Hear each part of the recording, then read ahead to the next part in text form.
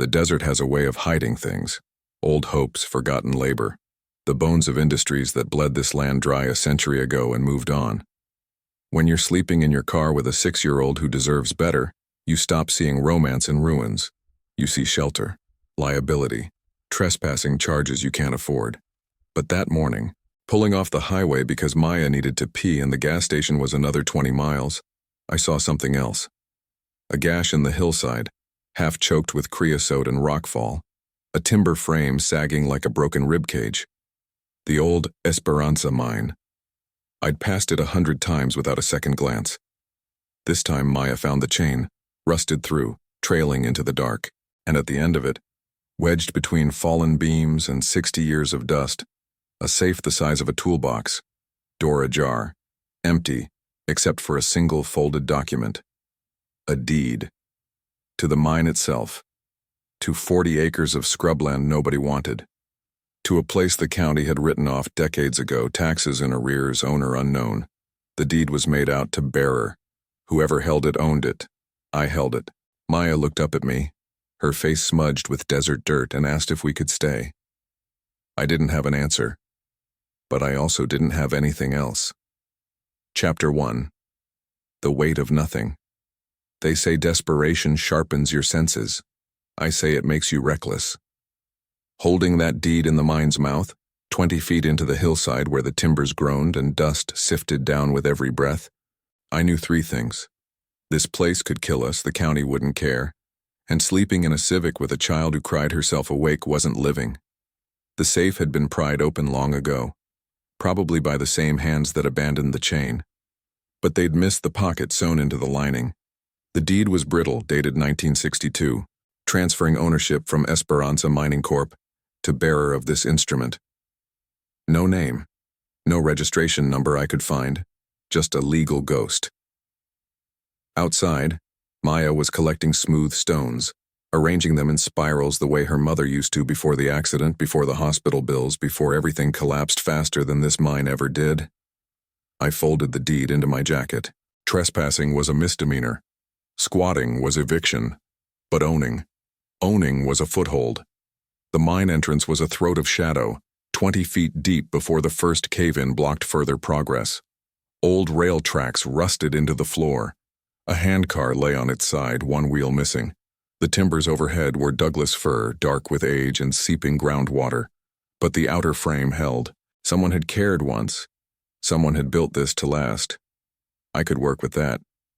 The air inside tasted of rust and stone dust, with an underlying coolness that spoke of depths we couldn't reach.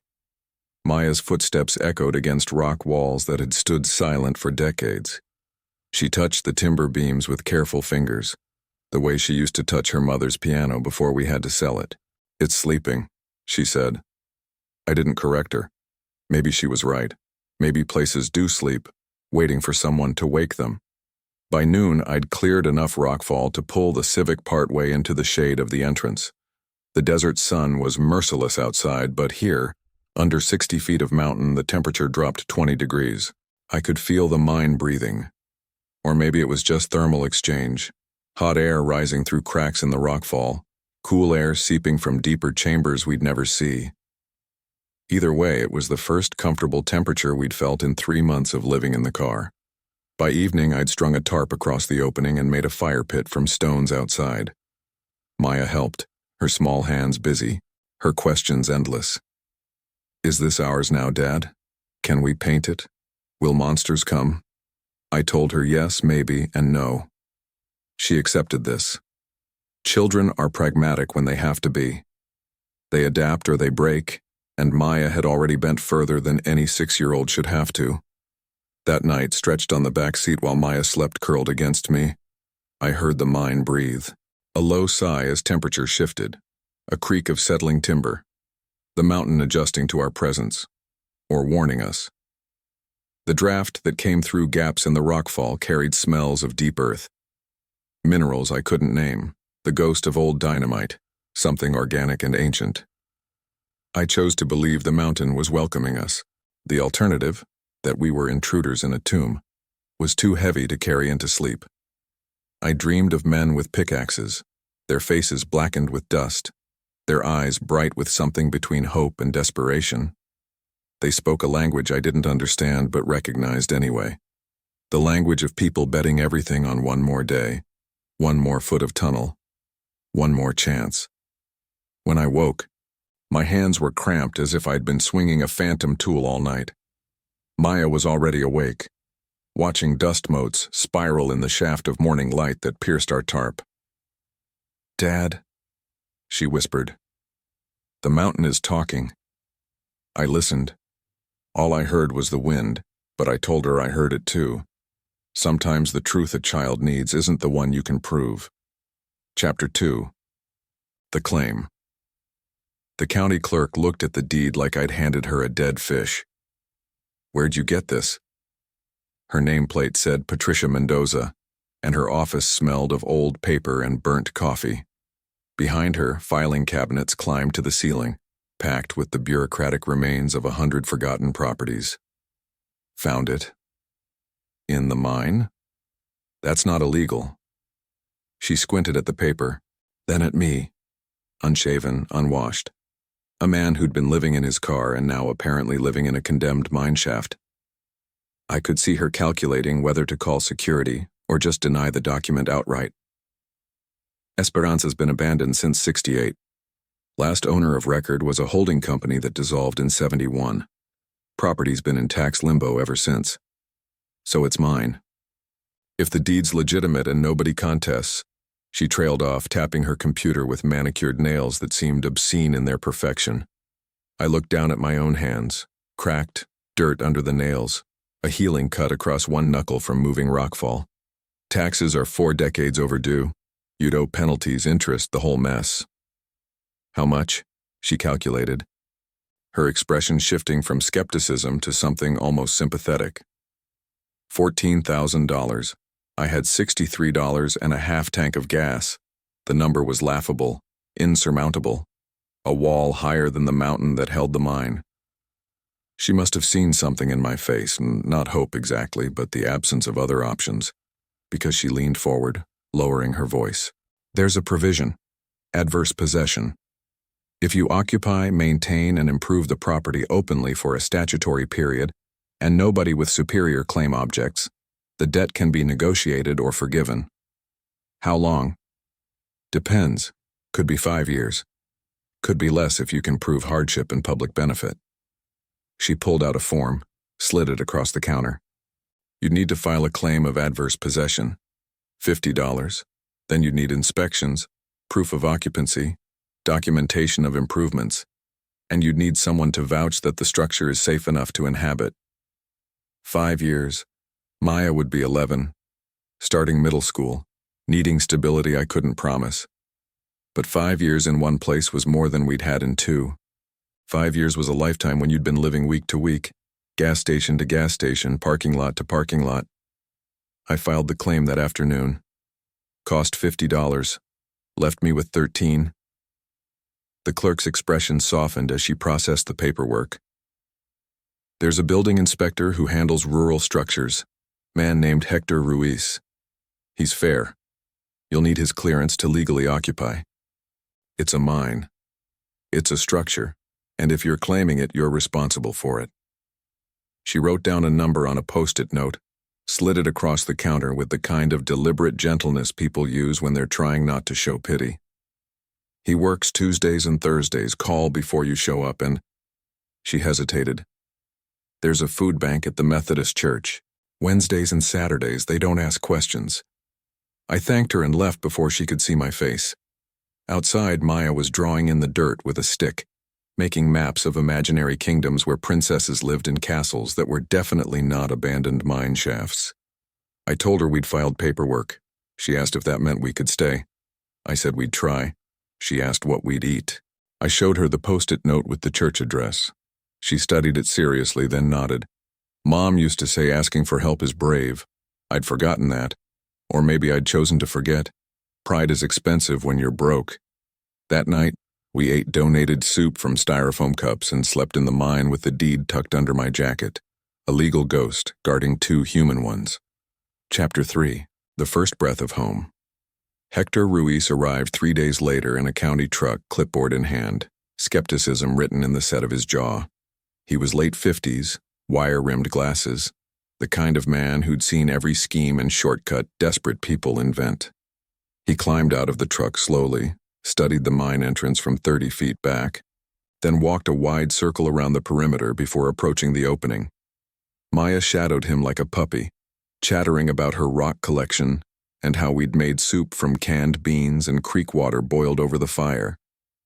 He listened without comment, but I caught him watching her with something between concern and calculation, weighing her safety against our desperation, trying to find a formula that didn't end with a child in danger. He walked the mine entrance with a flashlight and a measuring tape, tapping timbers, checking angles. His movements were methodical, professional. He'd kneel to inspect a foundation timber where it met bedrock, run his hand along a beam, rap his knuckles against wood to test for rot. 20 minutes in, he stopped at a vertical support post near the center of the entrance chamber and pushed it with one hand. It wobbled. See this? He directed his flashlight at the base. Water damage, dark and spreading. This is holding up approximately 4 tons of rock and timber, and it's compromised. Can it be fixed? He looked at me over his glasses. Can it be fixed or can you fix it? Both. You have any construction experience? I've watched YouTube videos. His laugh was short, dry, without mockery. Better than nothing. He stood, dusting his hands on his pants. Look, I'm not supposed to encourage this. Technically, this structure fails on about 12 safety codes. The ventilation is inadequate. The water infiltration is severe. That support is a disaster waiting to happen. And you've got a minor child living in what amounts to a cave that could collapse any moment. I know. Do you? His voice sharpened. Because if something happens, if that ceiling comes down, if there's a structural failure, if your daughter gets hurt and you don't just lose the mine, you lose her, to the state, to child services, to whatever system decides a homeless man can't protect his kid. The words landed like blows. Maya had stopped chattering, stood very still near the entrance, her small frame silhouetted against the desert light. She was listening, understanding more than I wanted her to. Hector sighed, rubbed his eyes under his glasses. But I've also seen the alternative. Kids in cars, families in motels bleeding their last savings, shelters that are full or unsafe or both. So here's what I'm going to do. He pulled a card from his wallet, wrote a number on the back. This is my personal cell. I'm going to help you get this place to minimal code, pro bono, off the books. But you follow my instructions exactly. No improvising, no shortcuts. Agreed? Why? He looked at Maya, who was showing him a perfectly round stone she'd found, her face open with the kind of trust that shouldn't exist in a world this hard. Because that little girl needs a roof, and this mountain's been waiting long enough. He taught me that afternoon how to brace the compromised post with a jack and a salvaged 4x4 from an abandoned homestead 5 miles off, how to dig a French drain to divert groundwater away from the entrance, how to rig a tarp system that could breathe without collapsing under rain. His hands moved with the confidence of 40 years' experience, but he made me do each step myself, correcting technique, explaining why each action mattered. Construction isn't magic, he said, watching me position the jack. It's physics and patience. The mountain wants to fall. Your job is to convince it otherwise. He came back twice more that week with materials scrounged from demolition sites and county surplus. Sheets of corrugated tin for a roof extension, lumber that had been pulled from an old barn before it collapsed, windows with cracked panes that could still keep wind out. By Sunday, we had a dry sleeping area, a functioning cook stove vented through a gap in the rockfall, and a door frame fashioned from pallet wood. The mine stopped feeling like a tomb and started feeling like a challenge. A project, something between shelter and home. That night, deeper in the shaft beyond the main cave-in, I found the first carved name, J. Ochoa, 1965, chiseled into a support beam at chest height, the letters still sharp after 60 years. A man had stood here with a hammer and chisel, marked his presence, then vanished into the decades.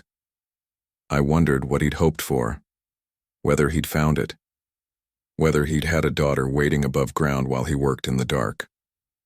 I traced the letters with my finger. The stone dust came away clean. Someone else's history, becoming entangled with mine. If you're enjoying this journey so far, tell us in the comments where in the world you're watching from. Chapter 4. The Ledger. The second safe wasn't really a safe. It was a metal document box, sealed with wax and wrapped in oilcloth, hidden in a gap between two support beams near the back of the navigable shaft. I found it on a Wednesday, 2 weeks after Hector's first visit, while clearing rubble to extend our living space. Maya was at the entrance doing what passed for homeschool, phonics worksheets I'd printed at the library, math problems scratched in the dirt with a stick, a routine that kept her mind busy while I worked. The box was lighter than I expected, the wax brittle and cracked. Someone had sealed it carefully, deliberately, intending it to survive. I carried it into the light, feeling the weight of decades in my hands. Inside, a leather-bound ledger, pages yellowed and water-stained but legible.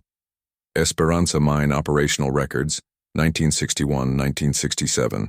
Names, shift hours, wages paid, ore yields, a bureaucratic skeleton of a dead enterprise, but tucked between pages, photographs, black and white, curling at the edges. Men in work clothes smiling despite exhaustion, their faces marked with dust and pride. A woman in an apron standing beside a truck loaded with equipment, her expression serious and capable. Children playing in the dust outside the mine entrance. This entrance, our entrance, 60 years younger but unmistakably the same. And letters, dozens of them, written in careful Spanish, folded into envelopes that were never mailed. Letters from J. Ochoa to someone named Carmelita. I couldn't read all the Spanish, but I recognized the handwriting from the carved name in the beam. The same man who'd marked his presence had written these words, folded them carefully, hidden them away. I took the box to the library that afternoon while Maya attended a free reading program. The librarian, a woman named Rosa, who'd started slipping Maya extra cookies during story time, translated the letters for me. Mi amor, the vein is nearly tapped. The company says 2 more months, then closure. But I found something. A secondary shaft, unmapped, rich with promise. If I can buy the claim when they leave, if I can raise the capital, we could make this ours. A real home. Not company housing. Not borrowed time. Ours. Another letter, dated 6 months later. Carmelita, the company is fighting me. They say the mineral rights are theirs regardless of abandonment. I've hired a lawyer with money we don't have. But if we win this, if we can prove adverse possession, this mountain is ours. Our children's children could work this land. He'd been planning to own this place, to stay when everyone else abandoned it. The same fight I was fighting, 60 years later. The ledger's final entry was dated March 1967. Operation suspended pending resolution of ownership dispute. All claims frozen. No resolution noted. No closure. Just absence. Just silence. Whatever Julio Ochoa had fought for, he'd lost, or died trying, or given up. The ledger didn't say. Rosa translated the last letter, her voice soft. Carmelita, forgive me, the company has won. The lawyer took our money and did nothing. They are sealing the mine, clearing us out. I am leaving this record so someone knows we tried. So someone knows we were here. Tell the children their father was not a quitter. I fought until there was nothing left to fight with. You're Julio. That night I showed Hector the ledger when he stopped by to check on drainage improvements.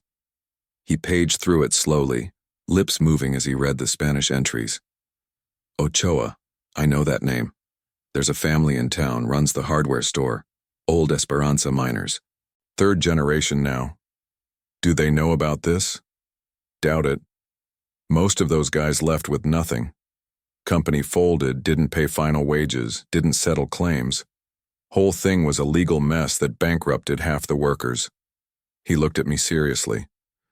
You should tell them this is their history. Should I? He understood what I wasn't saying. If the Ochoa family had a claim to this mine, a better claim than mine, they could contest my adverse possession. Take the one roof Maya and I had. That's a choice you have to make, Hector said quietly, between honesty and survival. It was a choice between being the kind of man my daughter could respect and being the kind of man who kept her sheltered. I told myself I'd think about it. But that was a lie. I was already afraid of losing the only home we'd managed to build from nothing. That night I couldn't sleep. I kept seeing Julio Ochoa's face in the photographs, determined, hopeful, doomed. A man who'd fought the same fight and lost, whose letters to Carmelita had never been sent, hidden instead in a box that waited 60 years for someone else to find. What would he want?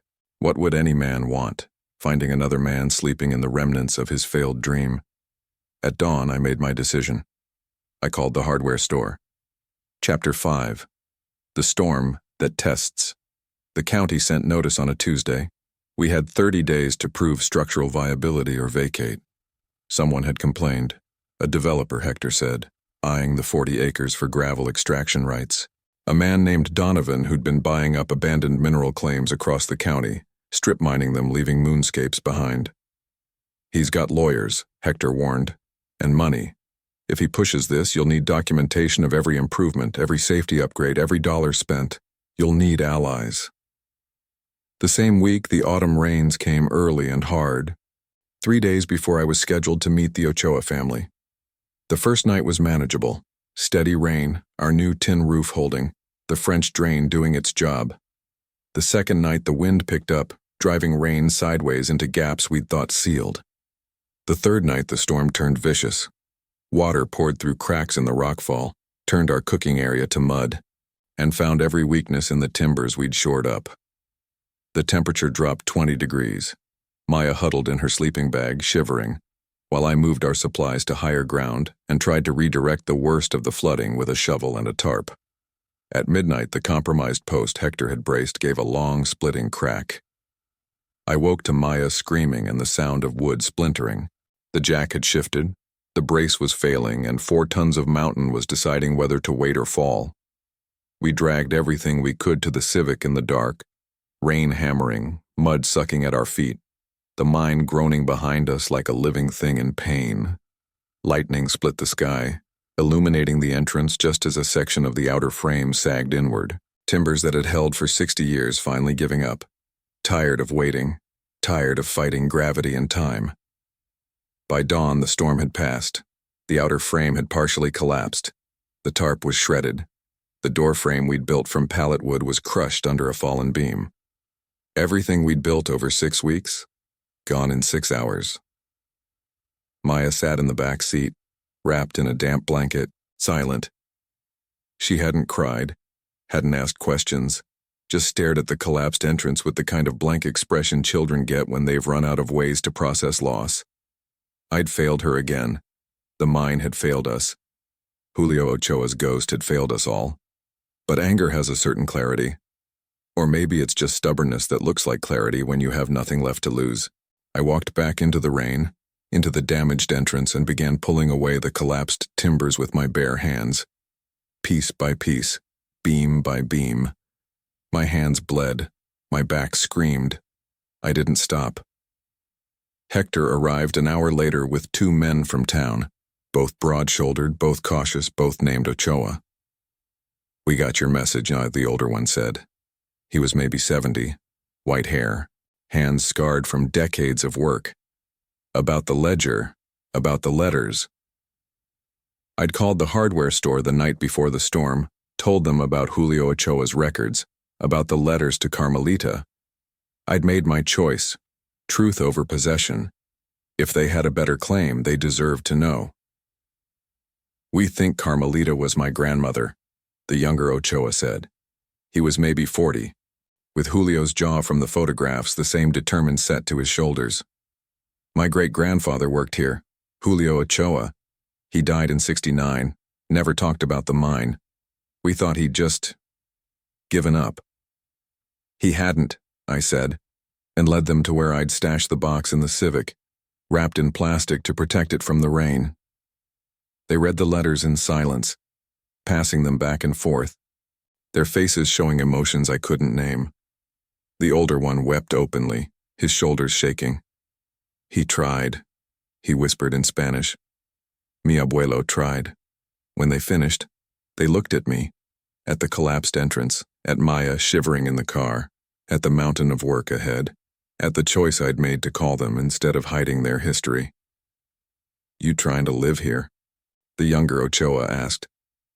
Trying. With a kid? She needs stable.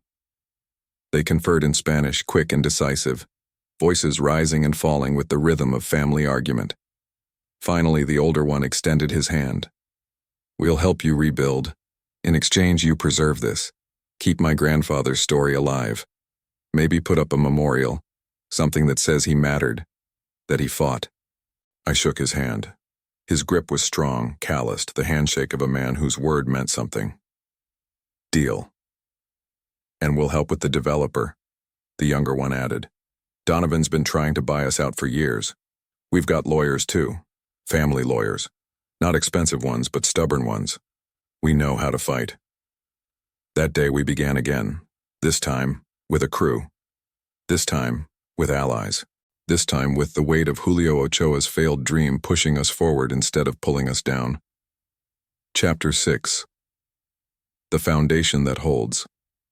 By November, the mine had a proper entrance, timber-framed, tin-roofed, fitted with salvaged windows and a solid door that locked.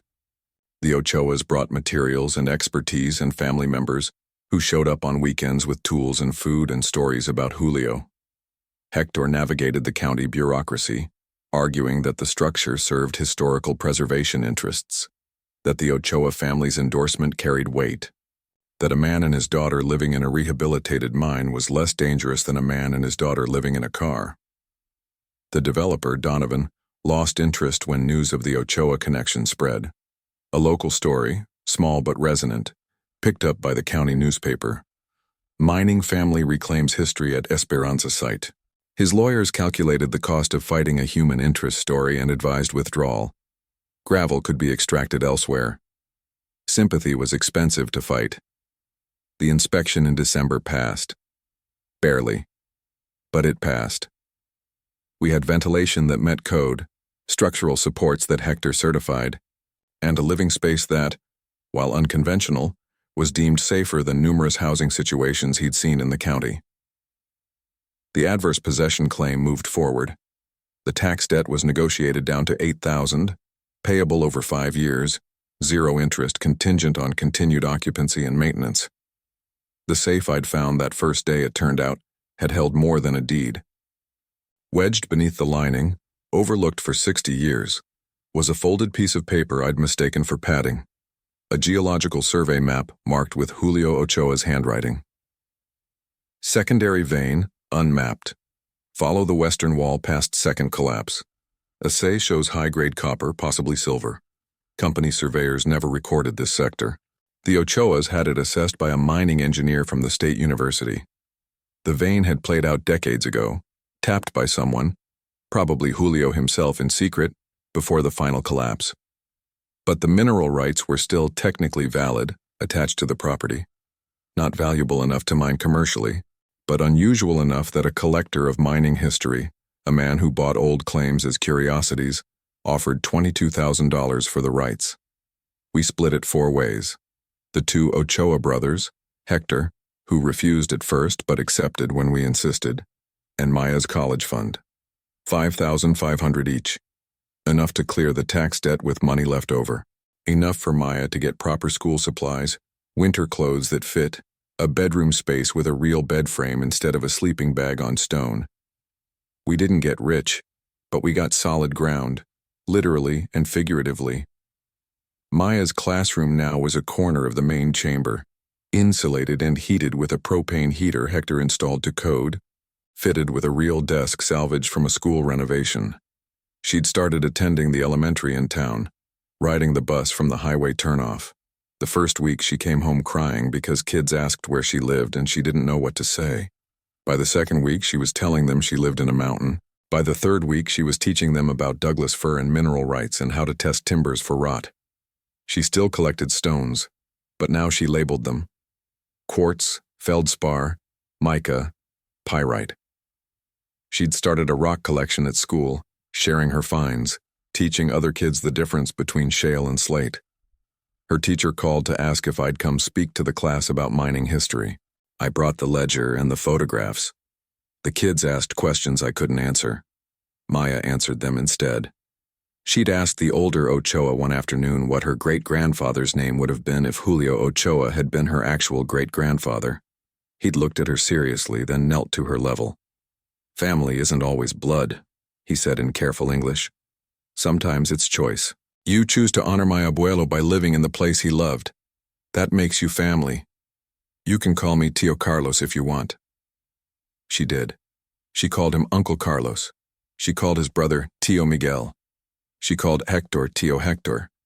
Her family expanded to fill the spaces her mother's death had left empty. The memorial went up in spring, a simple bronze plaque bolted to the original support beam with J. Ochoa's carved name. The County Historical Society attended the dedication. So did the newspaper. So did 40 people from town who remembered Julio or remembered parents who'd worked with him. Carlos read one of the letters aloud, his voice breaking. His wife stood beside him, holding his hand. The plaque read, "In memory of the miners of Esperanza, who built their hopes into these beams. Their labor endures.